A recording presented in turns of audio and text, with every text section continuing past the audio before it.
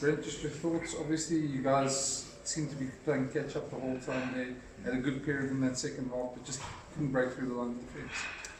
Yeah, I think much of last week as well. Last week we became individualistic versus the Lions in Kimberley, trying to force things. Didn't really stick to the plan or execute what we planned to do. And it cost us last week. We had to play catch up there as well. And then in the semi-final today, much of a muchness. We defended a hell of a lot in the first half. Discipline, conceded penalties, soft moments. We just didn't look after the ball. And the Lions, you put those opportunities away. So we had some opportunities to score some points in the first half. Didn't put it away, and then they go score straight after that. So it's disappointing. We wanted to do better than that. I know that the team is better than that.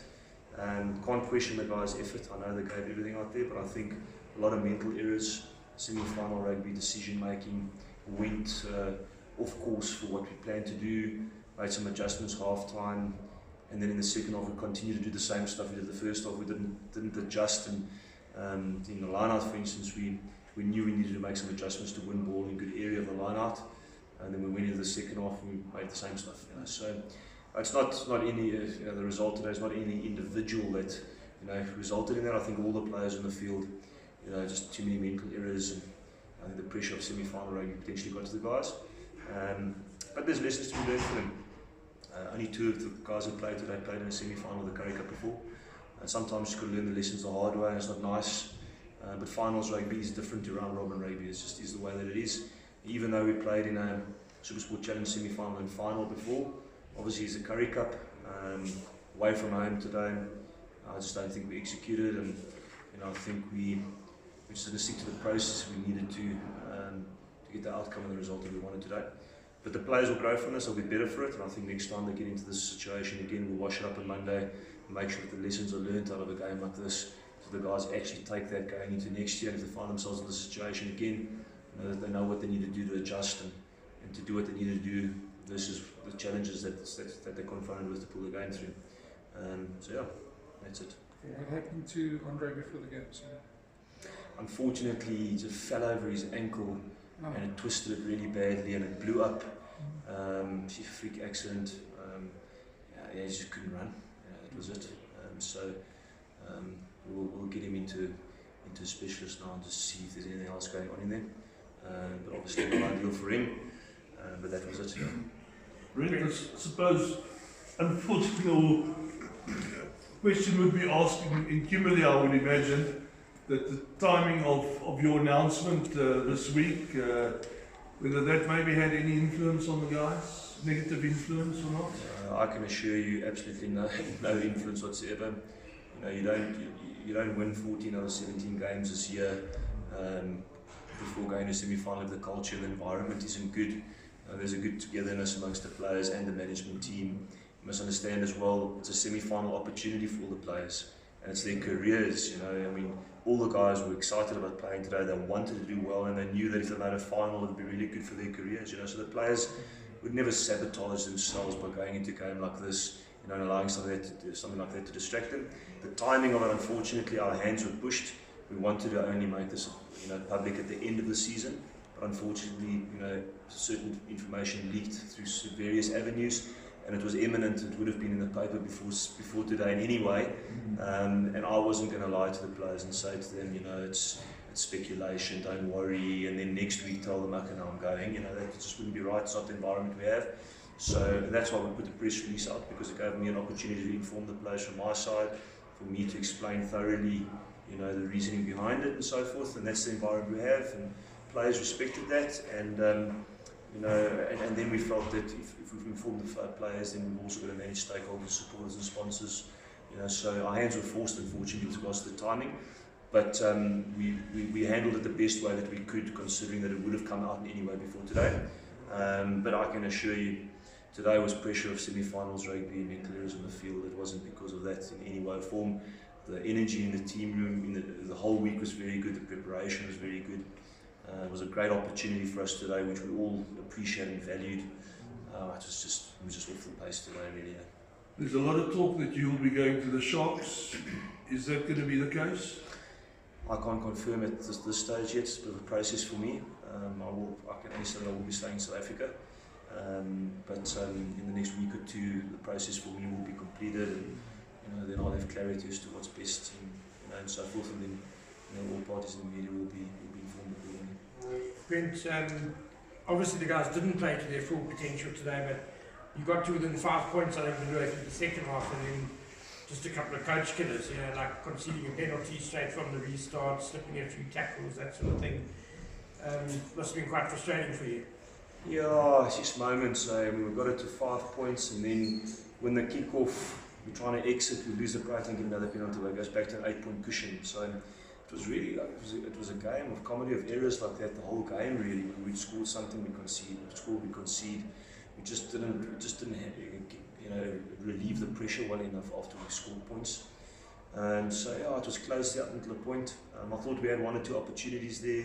One from a scrum, which we didn't put away, and in the first half as well with George White, that I think inside pass would have been a try. So if we used our opportunities, and if we just could have made sure that we didn't concede straight after we scored, I think it could have been game on there towards the end with 20 minutes to go.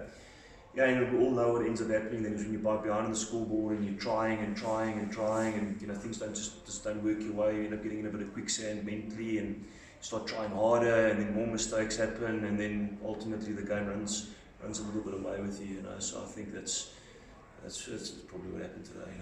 You mentioned your results earlier. When you spoke earlier, you mentioned the results. When you look at your outputs, if you look at results and you look at performances, do you think you've kind of squeezed everything out of that squad that you could this season? Yeah, I really do think we've improved a lot. This team has evolved and it's really improved a lot this year. I don't think we could have improved any more. We had to use the Supersport Challenge to build this team because we had a pre-season where all of our players were all over the country, overseas. We had a very limited squad. It was all loaned out. And I think they really adapted quickly. The culture really found its feet really well. And it's a really good environment, and the players are very studious. And they come prepared to meetings. And we have an environment where we quiz a lot. And if you're in meetings and you're asking questions, you're on top of their detail. And I think that was one of the reasons what carried us was a lot of togetherness in the environment. We were really fit. We prepared really well. The detail of the players was good, and the players were playing for the right reasons. And I think tactically our prep this year was good week to week. We were tactically pretty precise most weeks. But as time goes on, one can only say how far the team can really go in another year, another pre-season. And 1 to 2 seasons with the team, then you'll know where the ceiling is and what more you can get out of it. But I certainly believe that a lot of those players have put their hands up and shown that they're good enough to play higher up this year. There's no doubt in my mind with regards to that. Quite a few of them will when the season's finished and go to Pro 14 and Super Rugby and so forth. So that's really good. I think Griquas this year has yet again reignited a bit of hope and proved that there's a place for a smaller union in this country. A lot of these players that we put together, none of the big unions were giving game time, they weren't playing, they were sort of discarded. We brought them in, put them together, and now everyone is talking about them again. You look at Anthony Fulmink, he's got tons of Super Rugby caps. He was unemployed for 4 months. What would have happened if Griquas wasn't there to bring him back in and regenerate his career? George White had an absolute blinder of a year this year. He's mostly not put a foot wrong all the way through the season for us. And I can keep going. There's more players as well. It's really been really good this year. So I think this union is, through this year, I think has served SA Rugby well. And I hope everyone out there realises the important role that Griquas has to play. We've got tons of talent in this country, without a shadow of a doubt. And I don't think 6 franchises is enough for all of that talent. And if you look at a junior system that's now been reduced in the number of junior players, the number of junior teams, with the quality players we have, they need to get game time somewhere. And I think with the contracting model going 45 players now per union, guys are going to have to play somewhere. And I think Griquas this year on a shoestring budget, much less staff in comparison to other franchise teams, have to be very competitive. So how would Griquas compete if they had the resources and the finances of some of the other unions? How much more could we then do? But Griquas has always been a team that served SA Rugby and been a feeder to the bigger teams. I'm proud of this group of players. They've achieved a lot. They've been determined about it, and they've busted their gut to take Griquas to where they are this year. Management team included, and the administration of the union. It's really been a collective effort for us. Brent, I know you haven't seen this next semi-final now, but played Lions back-to-back now. You guys went to Bloem, and I think that's one of your bigger defeats that you had this year in Bloem. Just looking ahead to the final, just thoughts on which teams will stand out there and do well, maybe? That's going to go to the wire this game. I think the Sharks team have got some really talented players. They've got some incredibly good young talent in that union with a lot of X factor, and they can score tries out of nothing. I think I believe the Fussy last week was just exceptional with some really good touches. They've got a good pack as well. So it would be difficult to predict the winner in that game. I mean, Province last week were quite a far ahead on the cushion versus the Cheetahs, and then Cheetahs came back and it was a really close game. So I think it's going to go to the wire. The Cheetahs obviously like to keep the ball and score tries, and they've got a good set piece. You'll have to be good at. I think the team that's really good in the last 20 minutes of this next game and can control the tempo of the game in the last 20 will probably win, because the Cheetahs in the last 20 minutes at altitude in Bloemfontein, they're going to throw the kitchen sink at you and throw the ball around and keep it in hand and make you tackle and try and score tries. You really just can't concede there. But I think the Sharks team, and the Cheetahs team is equally yoked. I think it's going to be a very close game. Compared to the Lions, sorry? I think the Sharks and the Cheetahs got a bit more experience, in that team across the board in comparison to the Lions. That being said, I think the Lions are very talented. They play with clear minds. They've got some exceptional X factor in the team. But I think that Cheetahs team is pretty experienced. They have a lot of Pro 14 caps and seniority there. I think the Sharks team now, with a couple of guys like Currie back and Thomas Letoy back, those guys, there's quite a bit of seniority there. So it's going to be interesting, but if on the day on the final, you've got to arrive and you've got to execute in the day. It's about execution and the team that can handle the pressure well. And so I'll go to the wire. It's not going to be a runaway Currie Cup this, I don't believe. So Brent, just going back to the future again, both the press statement that was sent out and what you said today makes it sound a little bit like that you've got a couple of teams that you're still deciding about, or do you actually have one team that you just trying to tie up the loose ends with? Yeah, look, I've had a fair amount of interest and various options, to consider and so forth. And it's been a process for me to pack it down and unlock it. I'm at a point now where I know what's the best option for me. Time will tell. Just on that, I mean, over the last couple of years, through various reasons, obviously, you've almost been perceived as a bit of a traveller and so on. Do you feel you're now at a point in your career where you would like to settle down, wherever you go, that you would want to be given 5, 6, 7 seasons maybe at that place to really sort of prove what I think many people know, that you are one of the exceptional coaches in the country? Yeah, look, I don't think anybody in their right mind likes to move around too much. It's not nice, moving and rebuilding your life every time, and your wife has to change her job, and that's not, certainly not what we want to do. I'm a pretty loyal guy. I think the guys that know me pretty well.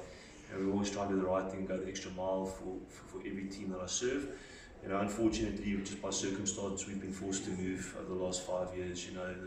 One example, EP Kings going bang and liquidation, and everyone being jobless forced us to move. Then we go to Boland, and we believed that there'd be investors there for 3 years with Alan Zondag and all the rest of it at that stage. And then come the end of that first year in Boland, Alan Zondag left and everyone left, and we were forced to move again. So certainly, the moving and stuff in those two instances, for instance, weren't by choice. It was just by circumstance, really. And we had to make decisions based on the environment we were in and where we were at and what's best for our life. And but I always came to Griquas with the hope that we'd be in pro rugby at the end of this year. That was the goal, and that was what we hoped. And that again has been delayed. And I was always open and honest with the union from the beginning that if we aren't in pro rugby at the end of this year, which was what we thought would have happened, then I would want to consider my options. I think if you're not in pro rugby, you want to be involved in a franchise competition. I was pretty open with Griquas from the beginning about that. Everyone knew that, we were aware of that, and we respect each other accordingly. But obviously the opportunity now is just one that I feel we've gone through a lot in the last 5 years, and through the Kings and various other experiences. I'm thankful for them because I've learned a lot. I think it's bettered my coaching. It's given me a thick skin, and don't get too worked up. I can get through solutions and whatever circumstance we're in. But now we have an opportunity to be in in a high level of competition and in a place that I see myself long term and really just build a career with. And not only about rugby for me, it's not, I've never chased a career in rugby for titles. I'm not that type of ambitious coach that wants to just have a title and all the rest of it. For me, it's about being able to serve the game and to be working with really good people and be in a good environment. And that's what we had at Griquas this year: an exceptional environment, good leadership, good staff, good players. And my decision going forward is not just a rugby decision based on titles. It's based on the right place to have a longer term career, to be working with good people that share the same values about how to manage players and how to develop people. So because of that opportunity, I couldn't refuse now, and thus I'll be moving on. Thanks, everyone.